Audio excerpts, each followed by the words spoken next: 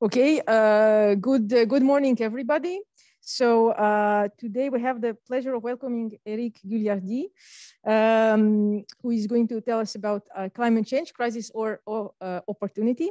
So Eric did his thesis in Toulouse, and then he worked in a bunch of places. He's now a climate scientist at l'Océan-IPSL Pierre-Simon Laplace in not far from here. And also a professor of climate science in the University of Reading in the UK. So he works on climate and more specifically on oceanography, on El Nino, ocean and climate, decadal variability and predictability and other topics. He was the lead author of the IPCC fifth report, so the Rapport du GIEC. One of them. Well, one of the lead author, okay. And contributing author for the sixth one. He is in a number of scientific committees and was the co-chair of the International CLIVA Research Focus group. He's also very active in promoting climate science to the general public. He regularly participates in different forums for the general public on radio and in other places. He also, I think, he authored a book, at least a couple of books for the general public. Yeah, that's right. He's currently president of the Office for Climate Education under the auspices of the UNESCO. In 2021, he was appointed as member of the NRS Ethics Committee. So thank you very much for being here, and let's have a nice seminar. Thank you very much for this introduction, Irina, and it's a pleasure to be here in this beautiful building. First time I come here, even though it is true that my office is in Jussieu, not very far from here, and so it's a real pleasure. So as you saw, I changed a bit the title, and you're wondering why, the word crisis, we know the crisis, why opportunity? And it's true that having done a lot of conferences sharing climate, there's always the question, how do we end those presentations? Because it's, how it's to mobilize without saying it's nothing or the end of the world, which we hear a lot. So hence this word opportunity. And I find it interesting because this is not working. In Chinese or Japanese, crisis is made of two words, wei-ji. I don't know if any of you speaks this language, which means actually danger and opportunity. So crisis, which actually the word in French, crise, and in English, crisis, come from the Greek word about decision. And so these words, decisions, crisis, and opportunity are really intertwined. And that's what I would like to end my presentation with, but also started with. So, right. So I like starting with this picture, which was taken by the Apollo 8 crew going to the moon in 1968. It was the first time we had a complete photograph of the Earth. At the time, it raised a huge amount of emotion. And it's this blue marble has been with us a long time, and it's an iconic representation of climate, the Earth. So the climate and us, everything working fine? Yes. Yeah, atmosphere and continents is where we live. But then the ocean, and actually when seeing this blue marble from space, we realized the mistake we call our planet Earth. It should have been called ocean, really, because it's mostly an ocean. So the ocean, as I will illustrate later, is the climate's memory, guardian of its equilibrium, but also an actor of its slow variations. So these are really particular roles of the ocean in the climate system. Now, of course, there's human pressure on climate and the ocean, pollution, overexploitation, climate change. I'll come back to those. And this is having impacts on biodiversity. And we know that climate and biodiversity issues are really intertwined challenges we have. On the climate role of course, of the planet, what we call ecosystemic services, the services that we build our society on, we draw from the planet, but also cultural goods, etc. So this if we talk about the ocean, but that can be applied to the nature in general, we have that ambivalent relationship. On one hand, it's, the depth of the ocean can be a bit terrifying. There's all, in the imaginary all these humongous animals that would come. So it's a bit, and some of us, when they go into the ocean, they feel insecure, or it's not a natural element. But at the same time, it's those tropical beaches, or there's about 1/4 of the planet, of the inhabitants of the planet, that live near the ocean. So there's that ambivalent relationship that is very central to our society, but this hasn't necessarily needs to be the case. For example, if you look at the Hawaiians, in the Polynesians here, the Hawaiians, they didn't have that ambivalent relationship. The civilization was completely intertwined with the ocean nature. So it's not a given. Right, so maybe a few words, why am I here? First, thanks to your invitation, but as a scientist, I should do science in my lab, as you all do. And clearly coming and going towards outside the lab, even though the lab is never completely insulated from the society, there are many motivations for me to that. First, I think climate is fascinating. Understanding of climate Earth is an amazing scientific challenge. And well, as astronomers, also you have amazing challenges. But sometimes, we feel that, okay, you make people dream in the stars, and we are the bearer of bad news, being climate scientists. But I think there's also, understanding climate is also fascinating. So sharing that for me is always a great pleasure. Then, of course, we cannot hide the fact that there's climate change. It's a major societal issue. And as a scientist, we have to be part of the discussion, but also at the right place. And so what do we know? What risks? What opportunities as well? This is what I like to discuss, share, and really discuss. I mean, to me, this is beyond my role of expert, the answer to many of these questions. Right, so let's start with the basics. How does climate system work? So imagine that I sliced through the Earth, and so maybe I should show with the arrow here for the people remote. So this is the axis of rotation. This is the equator. And so obviously this crude representation of the Earth crust, the ocean, the atmosphere, tropical regions, mid-latitudes and higher ice regions. Obviously this is not at scale. First, maybe I can ask you a little quiz. See, if I bring the Earth as a 1 meter planet on the table here, what do you think is the thickness, combined thickness of the ocean and the atmosphere on that sphere of 1 meter at scale? Anybody has a less than centimeter on my right? A millimeter? Other? No, you're happy with those two numbers? Less? Okay, so we are at a millimeter, exactly. So you see, it's a very thin. So here, I blew it up for. Right, so the source of energy, of course, we know, okay, this is not a scale as well, as it's in front of this audience. We all know it's 150 million kilometers. But what is interesting is that if you look at the sun rays, they arrive very vertically in the tropics.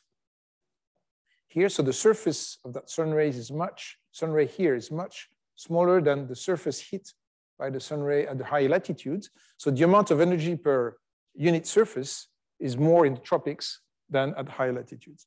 But the outgoing radiation, so the infrared radiation, sorry, still in French here, is about the same everywhere, okay? So if you make a balance, you'll see that, and so this is the energy gained.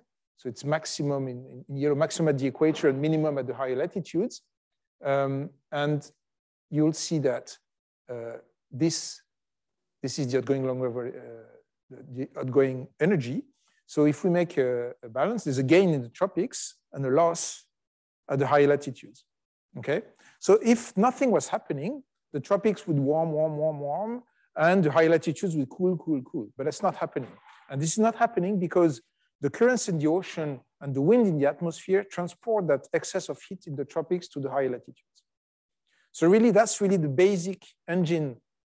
Climate engine is a huge thermostat, if you like. So that's really what is driving this differential heating. And obviously, then we have the seasons, which change a bit that, and then we have other variability, as we'll see. But that's really the base of the engine. Right. So the view also that has evolved in the last decades is many of you have learned in your geography course about the 24 climates, you know, the Köppen classification, a bit of a static view. But what we've learned in the last decades is that the climate is a hugely dynamical system. It's a dynamical planet.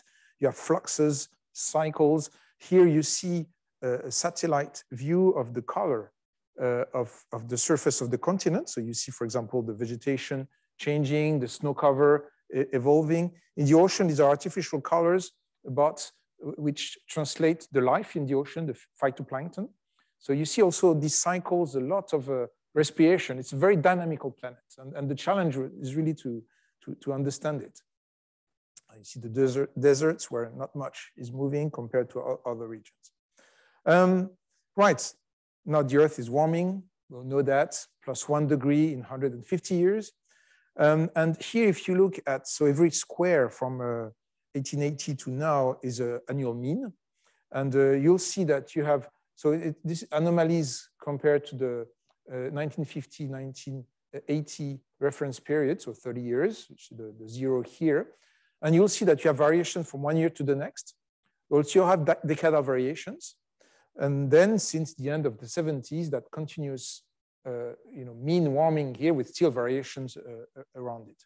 So clearly the question is, okay, is that, the answer is that trend we're seeing here, is it natural variability? Is it significant? What's its origin? So we know it's significant now, and we know this is due to human activity. But to be able to say that, we first had to understand what makes climate vary. And that was really and we see there's a lot of variations. So here we take that period because this is the instrumental period where we have thermometers, where we can measure the temperature of the surface of the Earth. Makes sense physically. There's enough data.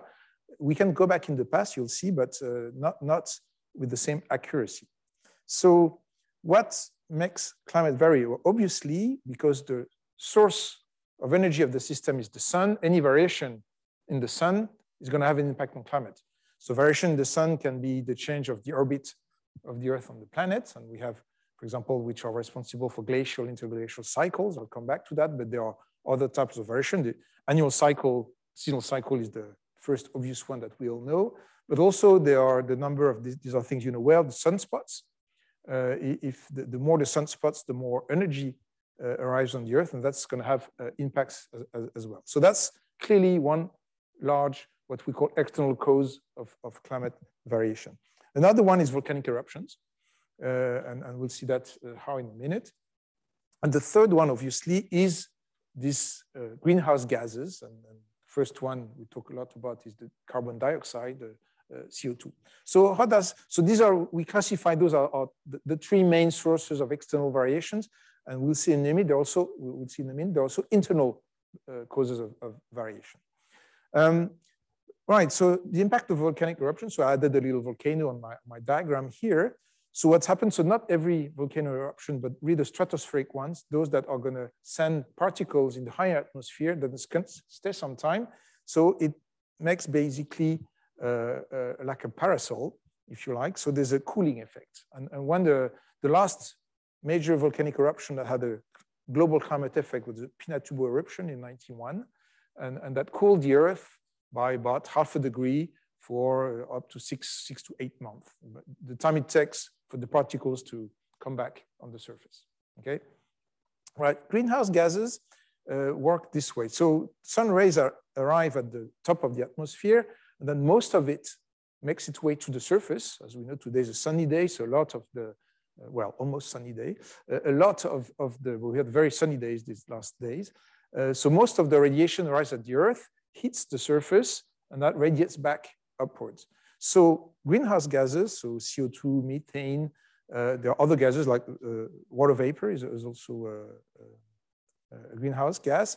They're going to be transparent to the sun rays, which are different wavelength, but not to the infrared.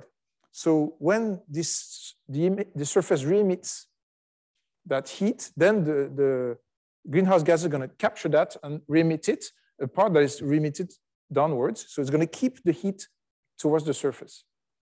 So really so greenhouse gases have a warming impact. One image we can take is, imagine you're in a cold room, you put a blanket over yourself, the heat your body is radiating, the blanket is keeping it near you. Okay, this is how a blanket works. So this is it's a strange blanket because it's transparent, it's huge, and etc. But that's the same principle. Now, obviously, if there was no greenhouse effect, the average Earth planet wouldn't be 15 degrees, 14 in 1850, 15 today, would be minus 18. So it's essential to life as we know it, right? Now, but we can right away understand here with this simple diagram that if you add more greenhouse gases, you're going to keep more heat near the surface. Okay, that's very basic physics known for 150 years now. Right, so then there are internal variations, as I was mentioning.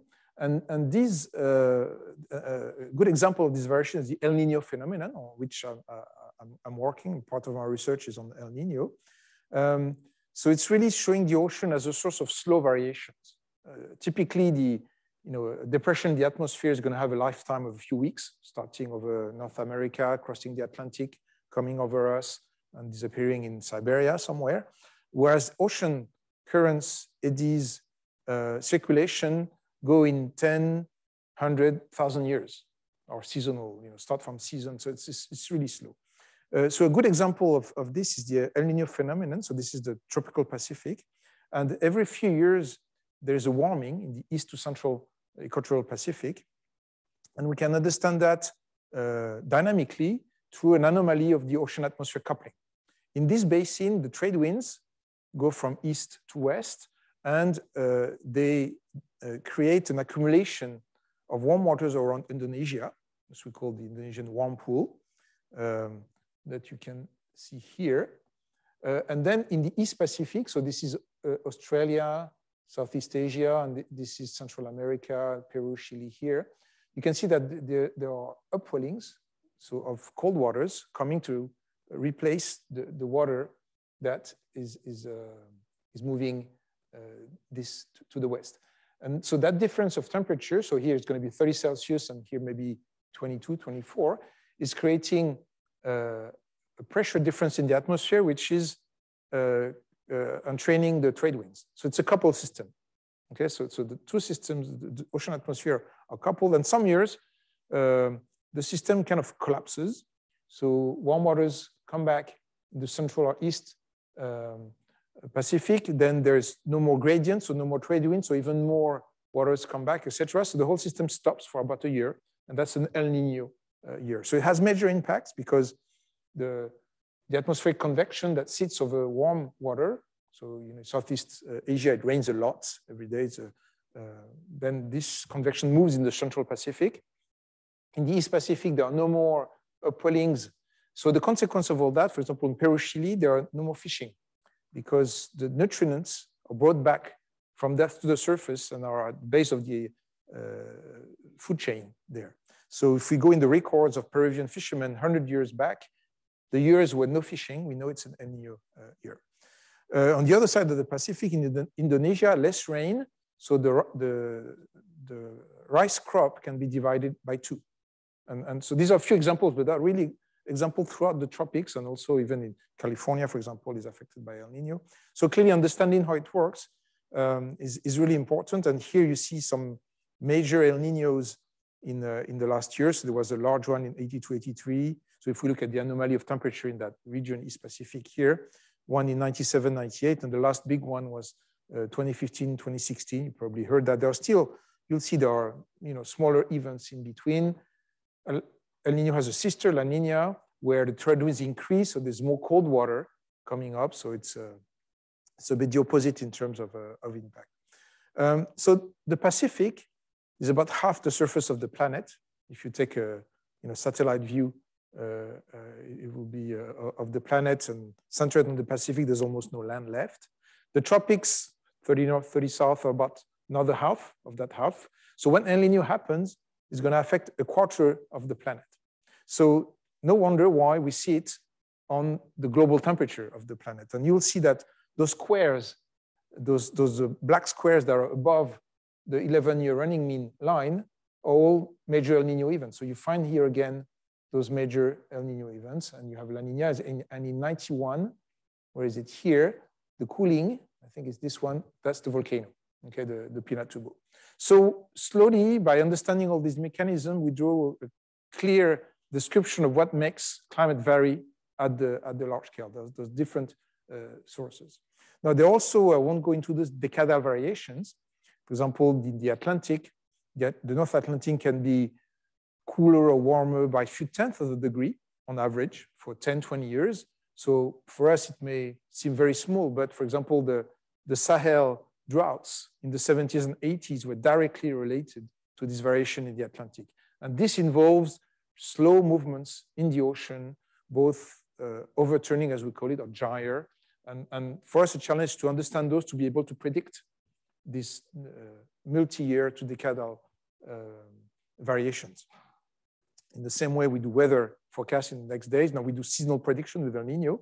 El Nino we can predict 6 to 9 months in advance now operationally. So with a huge benefits for the society, and we're trying to move to those longer scales. Right, so you're gonna tell me, the climate has always varied, 150 years, isn't that a bit short to determine that this increase from the 70s here is not due to internal variations? So it's true, but for that we can go much further back in time, go to Antarctica. And Antarctica, is interesting because it rains or snows a little bit, a few centimeters per year. So it's pretty dry. And this snow accumulates and creates ice. And when the ice is created, it traps bubbles, air bubbles in it. So compacted, it's a few millimeters per year, and even more compacted can be even less. But then those domes we're seeing here, the different domes of Vostok, these are several thousand meters of ice. So a few millimeters over such a distance, we can go back in time quite a lot. And this is, so basically we have to mount an expedition, go there, take those cores, you've seen about 10 centimeters in diameter, bring them back to the lab. So half of the core stay in Antarctica, half we bring back in our labs in between Grenoble and Gif-sur-Yvette here. And then we analyze the bubbles, the air bubbles that give us the CO2 concentration or other gases at the time. So it's an amazing archive, climate archive. And here we can go back 800,000 years. See, so this is today, this is going back in the past. And these are variations of the CO2 concentration in particle in ppmv, so particle per million in volume. You see that variations between 180 and 280. So the 180 are glacial periods. You see the 100,000 year cycles that are due to the Earth, the orbit of the Earth around the planet. And then the interglacial, which is about 250. And actually, this is quite interesting because usually in science, you have observations and then you build theory around observation. This is one of the rare examples where the theory preceded the observations. So it was Milankovitch, a scientist in the 20s, who, a colleague of yours, basically studied, at which frequencies the planet was orbiting around the Earth, and he found those 20,000, 40,000, 100,000 year frequencies. And he said, well, then the climate must vary at those frequencies. And we had to wait until the 70s, the first ice cores in Greenland, to find that. So it's a pretty nice story. So anyway, today, so in 1850, we're here, and in 150 years, we went up there. And this, so we are not at 412, I think, or 15. So you see it's a 40% increase in 150 years. So for us, 150 years is long. At this time scale, it's just the thickness of the line. Okay, so it's an instant. And where is this CO2 coming from? Well, we'll know it's this carbon, fossil carbon that was there for millions of years that we extracted. So coal, oil, and gas. And you take carbon, you burn it, you create CO2, it goes into the atmosphere. So,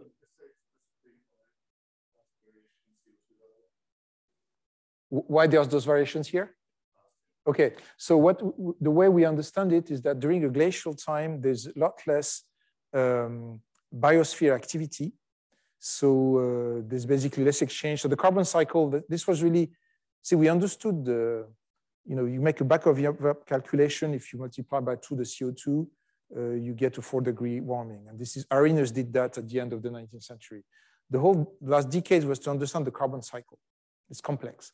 So we know the carbon cycle involves physical exchanges, but also exchanges with life, both in the ocean and on land. And clearly during a glacial time, you have less plants basically exchanging CO2 in the atmosphere. So, and the ocean also plays a role. But it's complex. I won't go into that, but now we have a pretty good understanding of those variations. We can even model them, reproduce them in simulations. So, right, so we're here. So you see below the temperature. So we, basically this was the temperature in Antarctica, of course, where this point was taken. So there was a whole question: is do the warming we see in the observation from the 70s, that 1+1, is it due to this or not? I mean, we have those two observations, but a causal relationship still have to be made. So there are a number of lines that eventually made us, ring the alarm, saying, guys, we are warming the climate because of our CO2 use. And one example is using models. So if we look at the origin of recent warming, we have simulations. So basically, a bit like you or our object of study, we cannot, put several tubes on the table and try experiments. We have one planet, and we cannot put 4 planets alongside each other and do experiments. So we do that on computers. So we have those climate models, which are hugely complex pieces, because we have to represent all the physics, the dynamics, the chemistry, the interactions. So our models that we're developing at the IPSL, there are probably 20 groups on the planet that develop these models.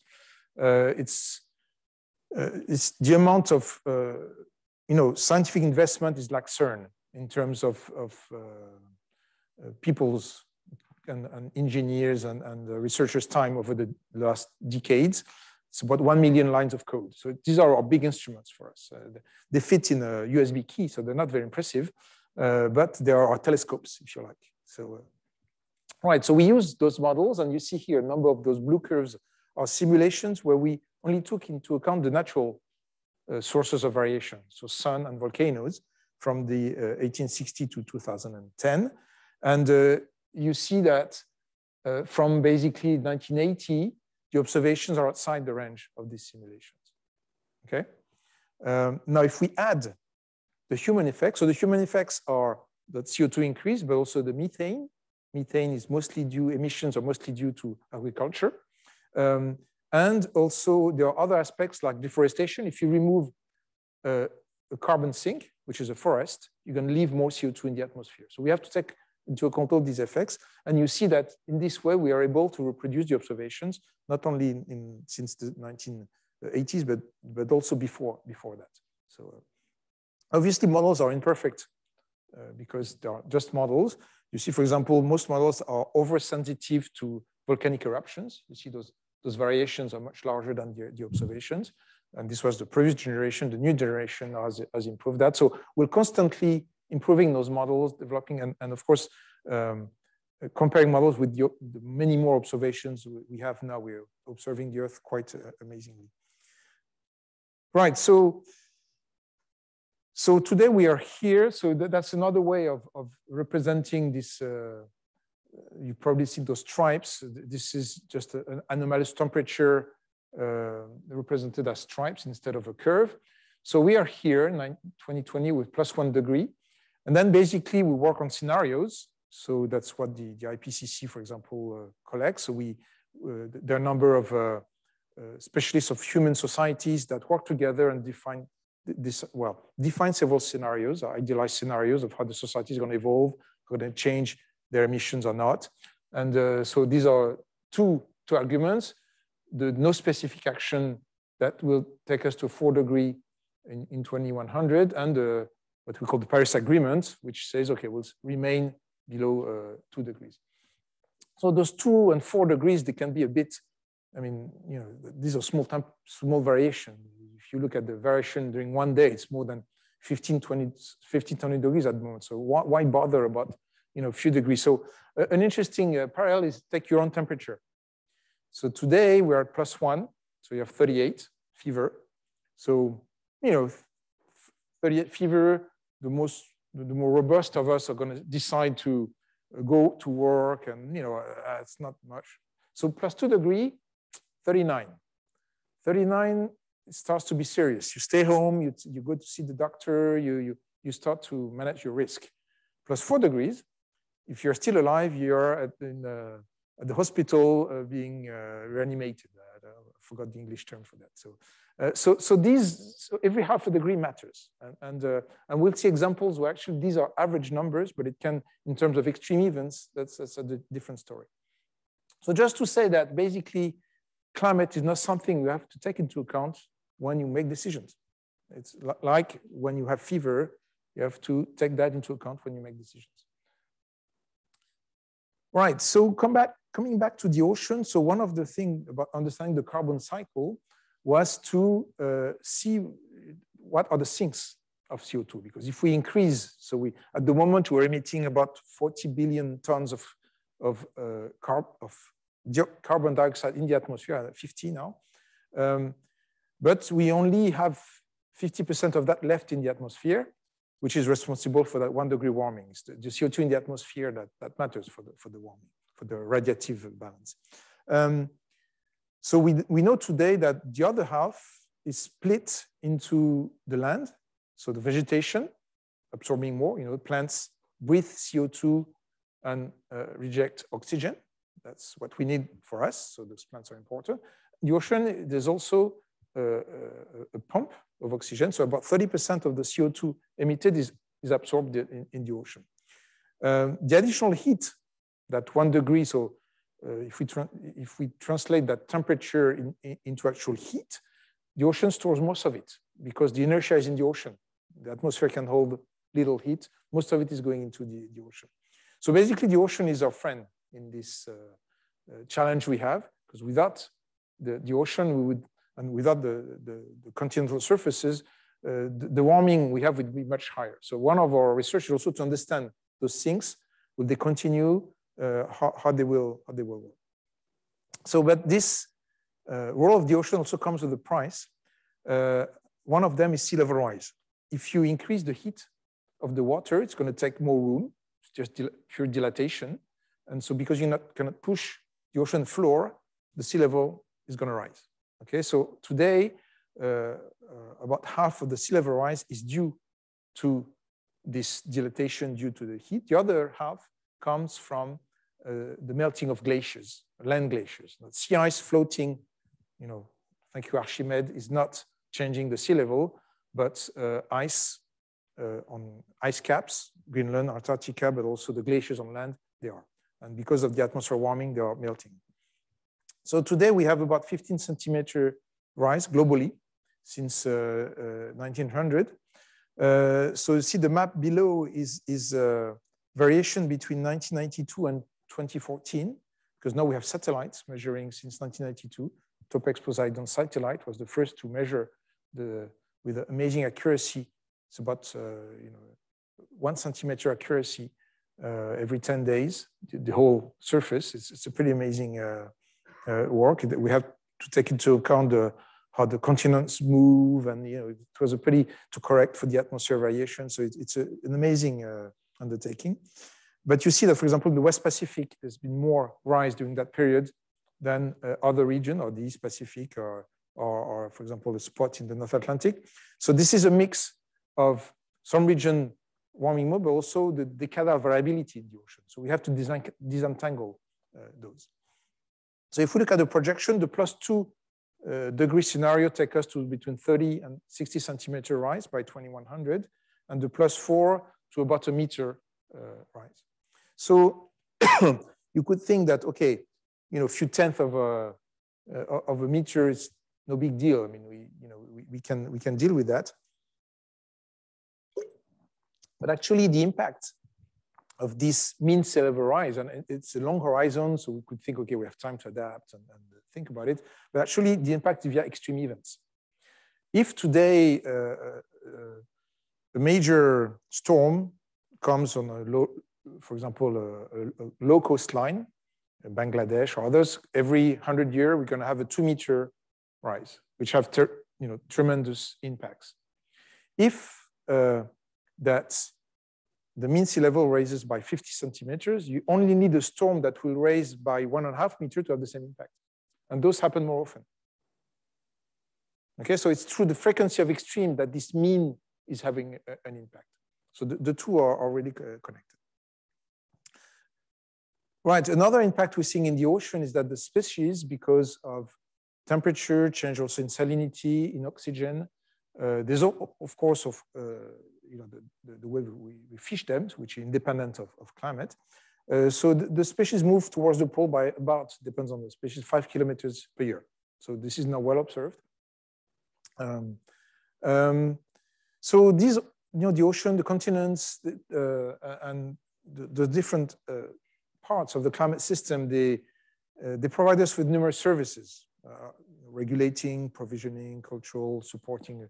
There's a whole classification of services, and clearly their change are having an impact on the ecosystem, but also on our societies. And so what can we do? Obviously, there are two types of actions. One is reducing our CO2 emissions. So we see that everywhere and how to do it. So that's we call that mitigation. And then there's adapting, because there's a part of the change that will happen anyway. Because of the inertia of the system, sea level rise, the committed sea level rise is going to be for centuries now. Now, depending, you see the variations of what we reach in decades or centuries, but still we're committed. So we have to adapt. That's also right. So examples with the adaptation with sea level rise, you can create protections, dikes or plant mangrove in some islands. You can adapt new buildings, create higher ones. Something that comes more often is salt intrusions and crops. So you can develop salt-resistant crops. We see that in several areas.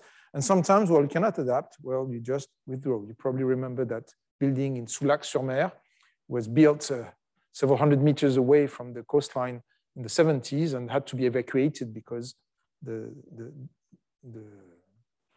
coastline was coming near it, with all kinds of questions: who's responsible, who should be, who should pay, and all these questions.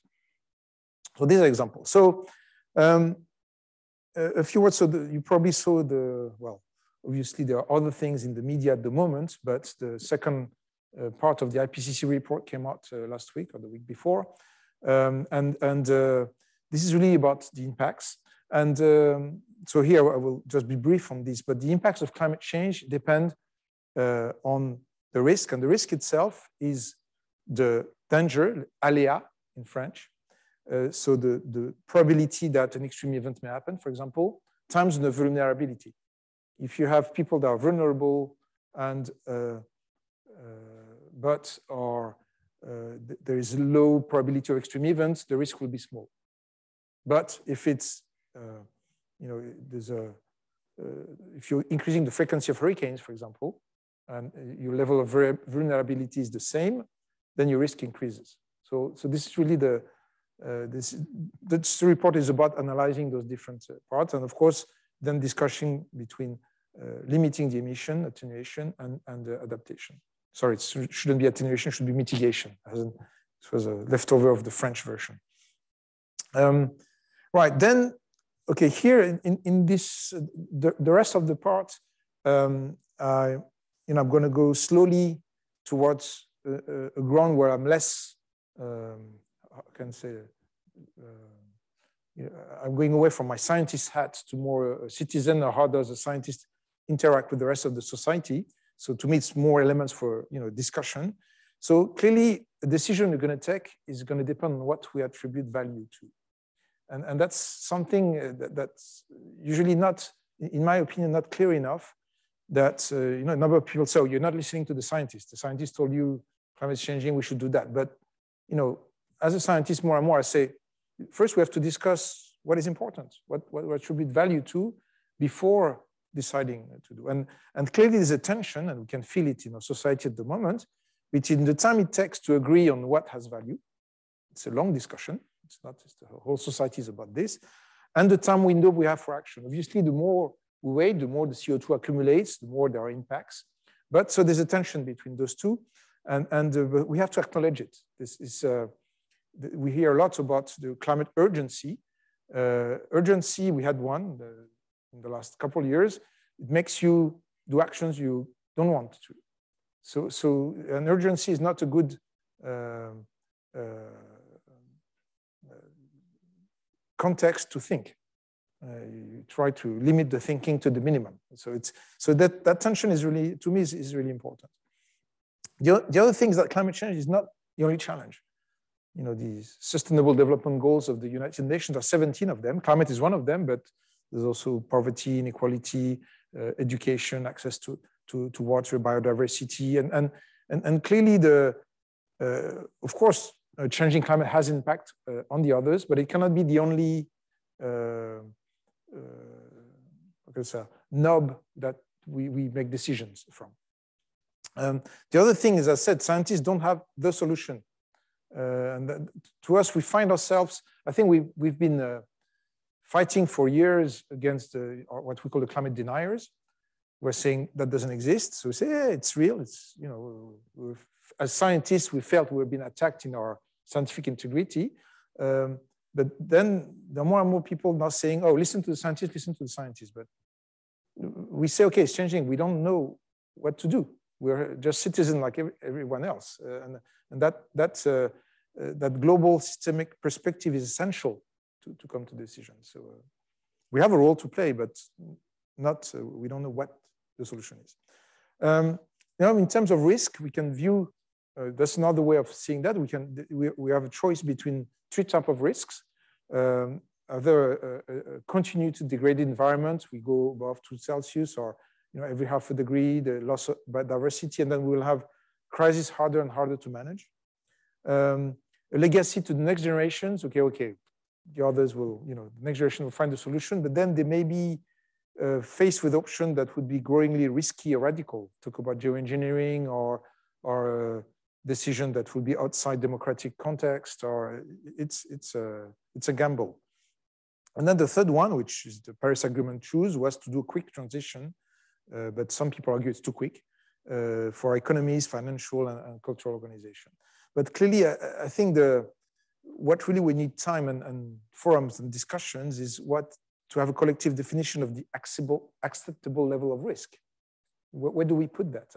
And the pandemic was a really good example of that. Where do we put, the government decided, okay, we don't need the masks from Monday because they've put acceptable level of risk at this. And where is that coming from? Is that some people in the ministry have decided? Is it a collective discussion like there was, for example, for the Citizens Climate Convention that happened in France? We're exploring at the moment. I find it pretty exciting, actually. It's a very interesting time for that. But clearly, we're looking for ways to have that discussion. A very interesting way to have the discussion is the local scale. This is a very nice project that was done in Nouvelle-Aquitaine, so the Bordeaux and wider area, where they had experts from many different areas working together for a couple of years and to produce a document basically where what we call a local empowerment. Well, they sat in committees for 2 years, think, okay, what does this mean for transport, for agriculture, for city planning, for all the aspects of society, and they produced a report that now the decision maker can take and build actions from, instead of trying the decision maker taking action and then having an uproar of different interests, not understanding each other as we often see. So I think this is a very interesting, and there were scientists, some colleagues who were part of this. So we have a role to play to bound the discussions, saying, no, this is outside the physical bounds, but that's the rest. It shouldn't belong to just climate scientists or hydrologists or whatever. It's really a discussion. So a lot can be done there, and it's quite interesting. Obviously, And that's a project I've been involved in for the last few years. Education is absolutely key. As we know, scientific culture in France is not in good shape. There's a lot we need to do, not only for climate, but for everything, physics and science in general. So we created that Office for Climate Education, which is emanating from La Malapat, for those who knew it, who really revolutionized the way the science was taught in the primary schools, where teachers don't have any scientific training and less. But also with the IPCC and our climate community, to make really here is to empower the teachers to be able to teach. Now it's in the program in France, which is great. So most of the action of the OC is outside France, actually, developing countries, because they don't necessarily have the training for the teachers. And also there's the need to adapt locally.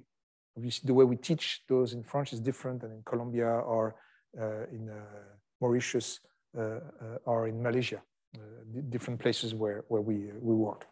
So this is a very exciting, and you know, as a scientist, is also you feel you're at your place in doing that. So right, and we do summary for teachers of the IPCC reports and pedagogical guides and whole lot of things. So right, to finish, I always wondered how to finish my presentations as a scientist. I mean, I'm sure some years ago, people were just thinking, okay, well, I can see some of you a bit, you know, that's heavy stuff, everything is doomed, or you can shoot yourself, and obviously not. It's a challenge we have. I think we're in a pretty exciting period, difficult, but a pretty exciting period. So I find ways to try to convey that. And this is one way. You'll tell me if it works or not. So I'm less and less convinced that climate change is a problem awaiting solutions. It's like democracy or human rights. It should be something we have always to take into account, that it's not a magic button, or we haven't heard enough these kind of people to find the solution or whatever. And it's all about, to me, narratives and values. And one nice way of illustrating that is using myths. So myths is not something that is unreal. It's just a worldview, a perspective. So this climate change can be viewed through different myths. One of them is the nostalgia of the past, the lost paradise. We see people going back to the earth and leaving the cities, growing their own vegetable. It was better before. So there's a bit of that nostalgia of the past, which it can be one narrative, one angle we're seeing in our society. The other one is fear of the future, the apocalypse, the collapsology. It's the end of the world, and the physicists that have that that clock that is near midnight, depending on the. Probably at the moment it's even closer than it was a few weeks ago, before Putin said I have nuclear weapons. So anyway, so this apocalypse is also a narrative. Another one is the desire for control, construction of Babel, that we are so clever. We've devised all this technology, all these things throughout the centuries.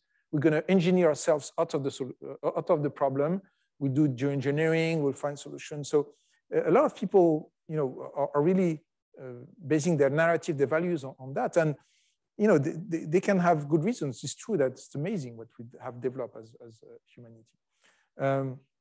Now there's a fourth one, which is the desire, the instinct of justice, the Jubilee celebration. So you probably remember the Jubilee was every 50 years. All the land was again spread equally among the people.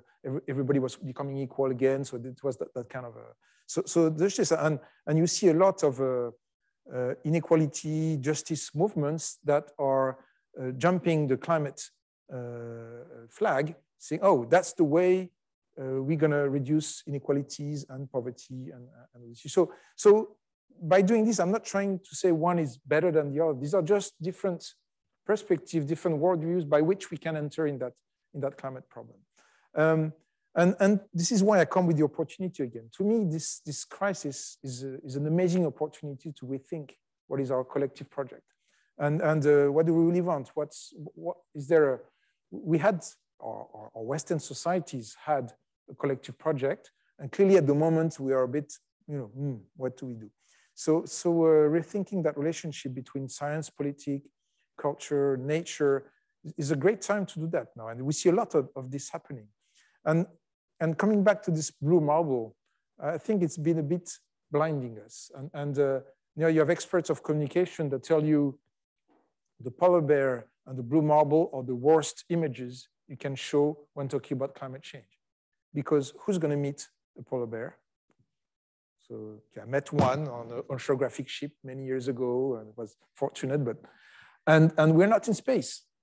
And so maybe another view is to all these networks. We are part of intertwined networks of the living on the planet, but also the exchanges. And recognizing that is probably a way that we're gonna, you know,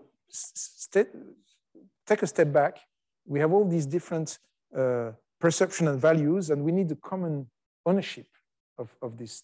It's hard because, you know, we built so many things on that, but we need to develop that new collective narrative. I'm really more and more convinced of that. So I like this phrase that the surest way to predict the future is to invent it. I think this is really, to me, it's very exciting times. It's, you know, can be a bit humbling or worrying, but I think we're very lucky to live in the current period. So, thank you.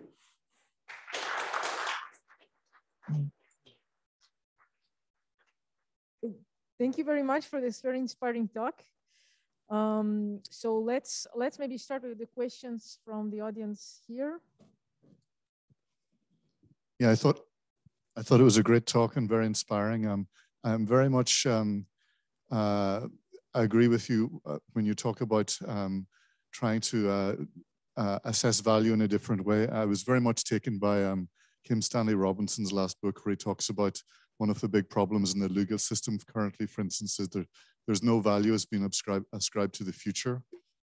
And once you have something like that, then it doesn't stop people from pushing the problems further and further down the road. Another thing you did mention is all of this story about the last IPCC report was criticized in some quarters because there's no real discussion of possible technological or scientific solutions to climate change.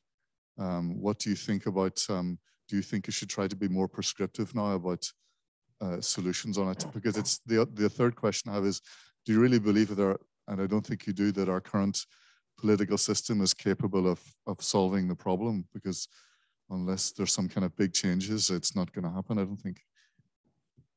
All right, so three questions.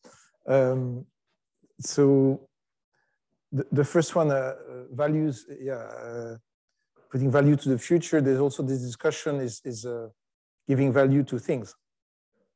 You know, trees. I think it's in New Zealand that a river has been attributed a value and also moral existence, so people can sue other people in the name of the. So there's exploration here, which I find interesting, and yeah, there's a lot going on, so I'm not enough an expert to be able to have a informed opinion, but I know these things are happening, are being explored at the same time. Well, this is my own citizens' view that the how do you call that? The law or creating le droit, yeah, the law is really a reflection of the values. So the value should come first. That would be my, and like there's the attempts to put the states on trial, and you've heard that, and I'm not sure that's gonna. It's a good way of publicizing. Then there was a question on the IPCC report. So should the IPCC report should they be more prescriptive? Whether the motto of the IPCC is policy relevant but not policy prescriptive. That's really and probably a lot of its impacts comes from that.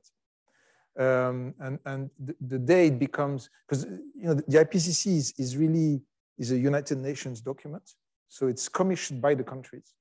You have 195 countries that sign at the bottom of the IPCC report at the end. So the process by which it's done is really, and the details of the process are absolutely key for its uptake. So when the negotiations arrive at the COP, not a single country can say, I don't believe in the science, because they signed the report. Okay, so if it's starts to be viewed, and some countries are trying when there are those negotiations. If you go to an IPCC plenary where the report is going to be approved, you're going to have a few countries saying, trying to downplay some phrases or parts, but we say, okay, but where is the scientific evidence in the main report? And this is where they're stuck. Okay, so if we start going into advocacy, then, and I think again, that's not the role of the scientists to decide what to do. I'm really convinced of that. And we see a lot of these, 15,000 scientists signed for this and signed for that. I stopped doing that personally because I think there was maybe a time where we needed to be, the problem needed to be aired and to be learned. Now we're past that. Now it's what we do about it. And then our role has to change. It has to do with those acclimatera, and it has to become more local, more engaged. I think and it's hard to, when you've been at a standard stage of attention, to say, okay, step a bit back. Government to solve the problem. Well, okay, then in a way we are in some cases technocratic. If you look at nuclear energy in France, it's very technocratic. There's the debate is, not much. So that's what, to me, I think it's really what form of democracy and democratic participation of different stakeholders. But that's not just beyond climate. It could apply to COVID or any challenge we have.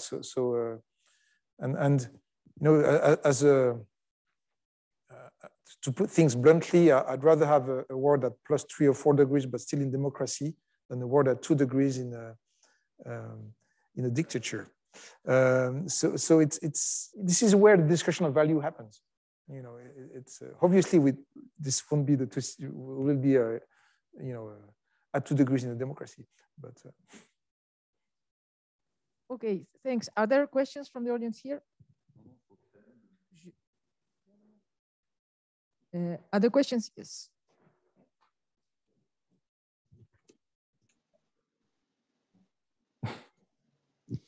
Okay, so I enjoyed the talk, but there's a work that I had expected that did not appear, is demography. All the curves that you saw and the report of the IPCC show very clearly that the 0 degree reason for the enhancement of CO2 and other gases, greenhouse gases, is due to the demography. I remind you know this, of course, that the world population increases by 1% a year, which means 80 million people per year. So how do you cope with that? How is this fact, which some curves predict will fall down because some people argue that if the economic situation improves, that family will go down, but still the progress in life expectancy is also a factor that increases the population at a given time. So how do you take this into account? Because to me, this would go in the direction of increasing the problem, the human problems even, because you have to cope that, you have to feed the people, you have to locate the people. They are now more and more located by the sea, as you rightly said, and other regions are becoming empty. And France is one of the examples where people tend to move to pleasant places, and more unpleasant places are left out and villages are empty. So that's the Malthusian argument. So there are a few answers to that. First is between 1850 and today, population has increased by 7-fold. Consumption of emission of human greenhouse gases by 50. So there's no direct connection. It's part, but obviously and also it's an argument related to inequalities and poverty. Today, the largest increase of population are in poor countries. So, and this is where the discussion value happens. If we just take the angle of CO2 and climate, the population arguments can be heard, but in any other context, it cannot be heard. The other also is the challenge we have are in the next decades. The population of the next decades is already, we cannot do nothing about it. Well, I know Putin is trying things, but maybe we don't want to try things this way. getting a machine gun and getting rid of people. So the next decades are basically in the pipeline today. So it's not a lever on which we can act. So that's how I answer to this, the population. It's true, but if you, in terms of values, inequalities, and development, it's not something on which we can act. And if you talk to demographers, they'll tell you that just what you said is basically when a society gets richer, the number of children goes down. And today, the countries which have 6 children per family, there are 2 for their health insurance, 2 for their retirement insurance, and 2 for forget which other insurance. And so the more the state brings those, and the overall country gets richer, the less. So that's why those curves kind of flattened in the next decades. Okay, thanks. Other questions from the audience here? If not, we have a couple of questions on Zoom. So Michel, please go ahead. Yes, hello. Thanks for a very nice talk. We don't hear you, Michel. Do you hear me better now? It looks like you are on. Sorry, we don't hear you. No, I'm not unmuted. Okay, sorry, Michel, we still don't.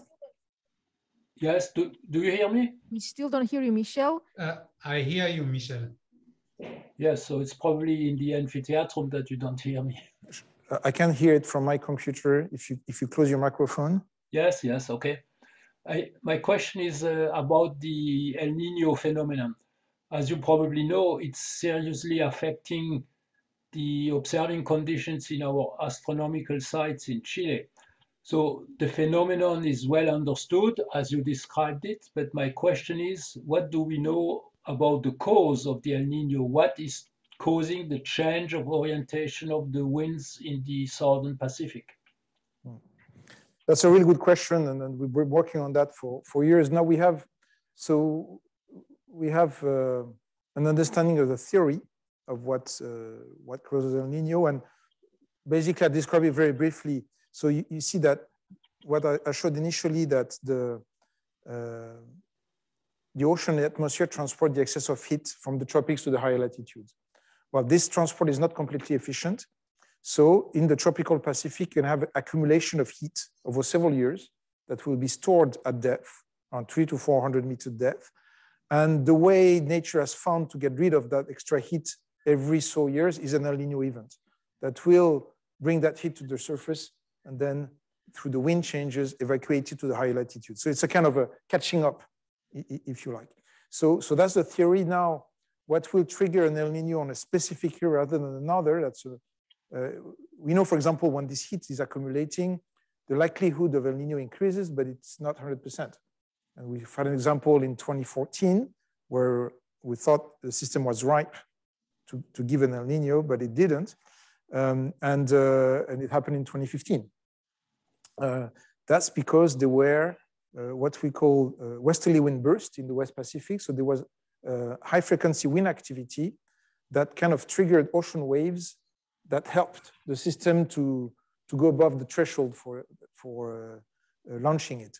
So it's a complex intertwine between those really large scale preconditioning that we can observe. Now we have networks to observe that, and the more precise triggering by the atmospheric circulation.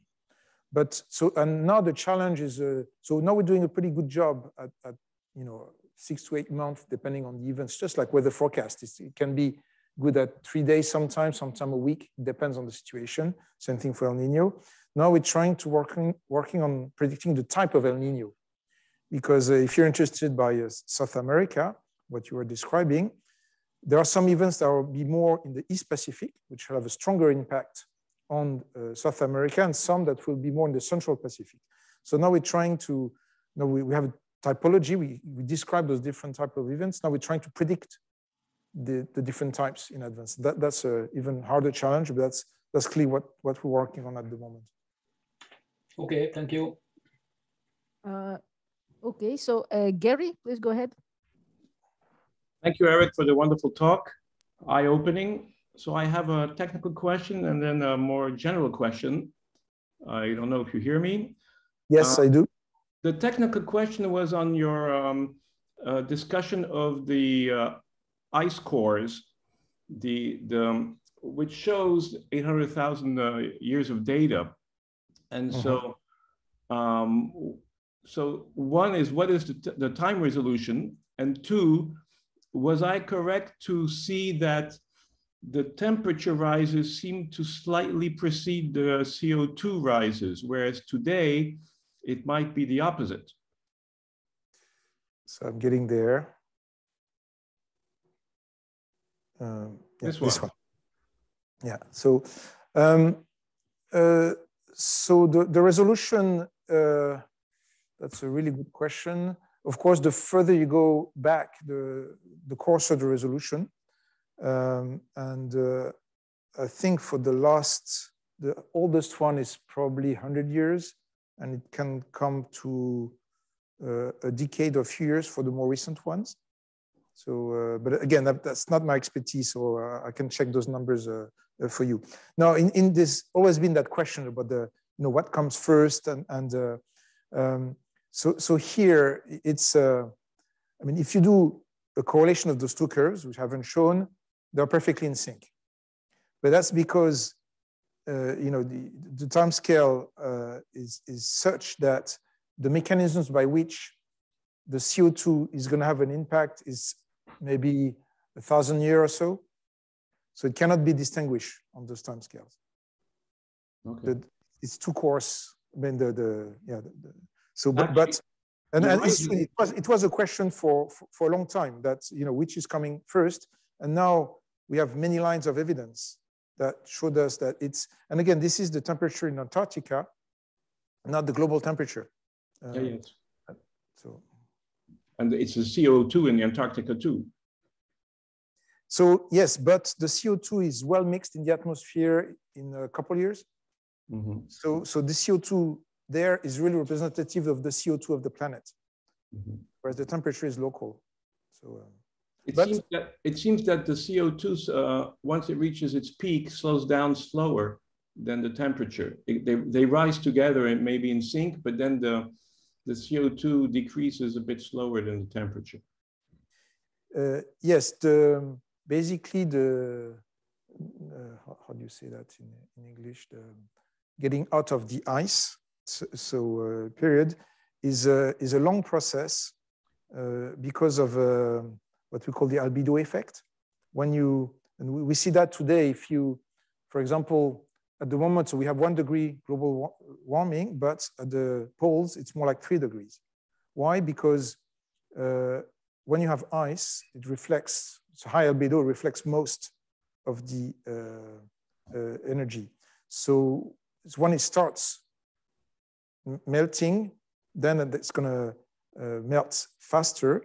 But when basically you're in a glacial time, most of the ice regions are pretty high, so it takes a long time before and you have about 1,000 or 2,000 meter thickness over, for example, North America and North Europe, and it takes a long time to get rid of that before the vegetation can start again, the CO2 can start again, the whole life cycle and CO2 cycles can start again. So it's really due to these ice effects. Thank you. So my other question is completely different, which is how can we participate on a technical level, since we're scientists, into being useful for the community? For example, a couple of years ago, we were hit by a pandemic, and some of us, including myself, got involved in epidemiologic modeling, which at the beginning of the epidemic was we were able to do it with extremely simple models, and it was doable. But my impression is that climate modeling is very complex, and that we are not, simple modelers like ourselves may not be able to provide a useful input unless we go through heavy training for a couple of years. What do you think? Well, I mean, we have simple models as well, and we have a whole hierarchy of models. And for example, to look at those long time scales, obviously you cannot have the same detail that we have in the models we use for IPCC reports, because typically, you know, an IPCC class model to make a 100-year simulation at the current resolution may take a few months on our supercomputers. So if you want to explore longer timescales, you have to make the model simpler. Now, of course, what you call simpler is a matter of definition. It can be still more complex than some of the models. That's a real question. Yeah, we need to think about it. I mean, obviously, there are a lot of synergies with your community, with satellite or sun studies or a lot of these aspects that we're already doing. I think, I mean, if I take a step even back, one thing where we are, you know, maybe struggling compared to your community is that we are a very diverse community. I was always impressed how, as astronomers, you're, you know, really organized. You go, when you collectively decide on the project of a telescope, you sit in, my understanding is that you sit in a room for a few days, you all fight, and then you come up with one project, and you're gonna, well, okay, not so sure, but anyway, you're gonna be able to fund, you know, billion euro telescopes or things like that. We're struggling to do that because of diversity of our community. So, you know, we've been organized as a climate community recently compared to many other sciences. So there's the atmosphere, the ocean, the atmospheric chemistry, the land surface, the cryosphere. So we've built that. We also have operational centers like weather forecasts centers, which are not academic, which can be a strength, but also a problem. So I think that's, so I don't know how you can help as a community, but I know that's one difference we have with some scientific communities. It's very rich and it's scientifically exciting to have that diversity, but in terms of you know, our scientific policy, it's harder than other communities. We're trying, but it's hard. So if I could make a request to compare with the pandemic, in the pandemic, the CNRS organized something called Mod COVID, which put together scientists of different origins and gave them information and ways to interact. And this allowed me to participate to epidemiological workshops, etc. So it would be good to do the same thing through the CNRS, perhaps, in climate change. Well, there's a lot happening already in mobilization from our institutions, but yeah, we can think about it. Indeed, it's there are many areas. Obviously, you know, the more research we do, the better. I think there's also not enough of us, of climate scientists. There's clearly we need more, and we can see that each time we slowly, you know, get out of the lab, we are just like swallowed by the rest of the society who needs our expertise. So we need clearly more of us. Yeah, one way would be to draw from other communities and see what the synergies are. That's a good idea. We need to think more about it. But perhaps actually it's the opposite. Perhaps we don't need so much extra science. We need more politics. Yes, but that's, so yeah, we need politics in terms of also science politics. Clearly another example, we are more and more faced with the private funding, which, for example, the medicine have been you know, in contact with forever. But more and more we have private funding coming to us, and we're not really geared to that. It's creating all kinds of, you know, up to now funding is almost, well, probably like yours, is almost all public. So we're being faced with, you know, ethical issues, how we do that. One of the reasons I'm in the, you know, senior ethics committee is to discuss about this. What is the, you know, what can a scientist advocate for? How it can do it? All these questions are really hitting us at the moment. There's problem also, are we being instrumentalized by private actors, by political parties, this has become such a huge societal issue, and we're not prepared for that. So we're getting prepared. We're trying to learn about these science and society issues. Okay, thank you very much. So I think we're, there's like no more like very burning questions. We can now, at least people who are here in person can maybe interact shortly with the speaker. So thank you very much again for being here today.